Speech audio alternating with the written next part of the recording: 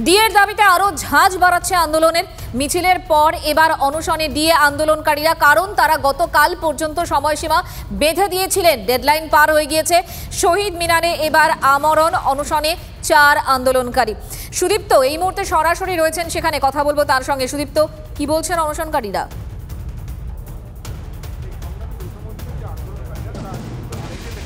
দেখো মঞ্জুরা, একদম যেটা বলছো, গত বছর 25শে মার্চ কিন্তু অনশন উঠেছিল সংগ্রামী যৌথ মঞ্চের পক্ষ থেকে। কালকে সময় দেওয়ার পরে আজকে যেহেতু তারা মুখ্যমন্ত্রীর কথা বলেনি, তাই আজকে আবার কিন্তু তারা অনশনে বসছেন। এবং আমাদের সাথে এই মুহূর্তে কিন্তু ভাস্কর ঘোষ রয়েছেন, আহ্বায়ক। তিনি কি বলছেন একবার। আগামী দিনে 4জন থাকা আরো বাড়তে পারে, কারণ ইতিমধ্যেই তাদের কাছে আরো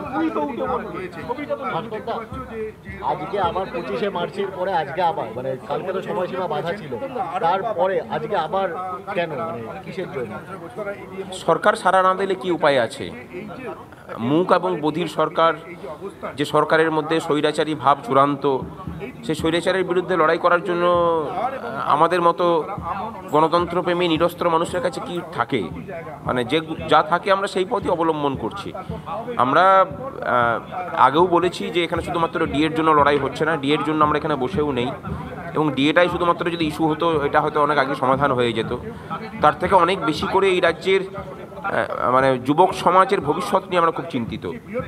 কর্মসংস্থান নেই, সরকারের কোনো প্রচেষ্টা নেই যে তার শিক্ষিত ছেলে মেয়েদেরকে কোনো সৎ চাকরিতে নিয়োগ করবে, তার কোনো প্রচেষ্টা নেই। এই জায়গাটা আমার সবথেকে বেশি পীড়া দিচ্ছে, যে রাজ্যের বিভিন্ন ডিপার্টমেন্টে 6 লক্ষ শূন্য পদ পড়ে আছে, সেখানে কোনো নিয়োগের কোনো চেষ্টা নেই, প্রচেষ্টা নেই। প্রতি বছর টেট হচ্ছে, নিয়োগ নেই। 22শে টেট হয়েছে, সেখান থেকে প্যানেল করা হয়নি, নিয়োগ হয়নি, অথচ এই বছর আবার টেট হলো। মানে একটা অদ্ভুত রাজ্য চলছে না? মানে এই যে দুর্নীতি, এবং 22শে টেট হলো, তার রেজাল্ট হলো, যখন জানে যে টেট নিয়ে এরকম ধরনের গোলমাল চলছে, সেই টেটের খাতাগুলোকে বিক্রি করে দেওয়া হলো।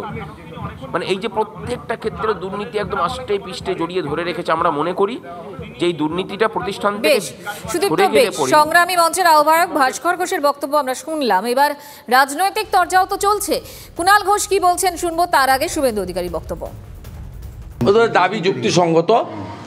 আমরণ অনশনে যাতে না যায় তার জন্য মুখ্য সচিব বা সরকার অবিলম্বে তাদেরকে ডেকে আলোচনা করে আশ্বাস দিক, কথাবার্তা বলুক।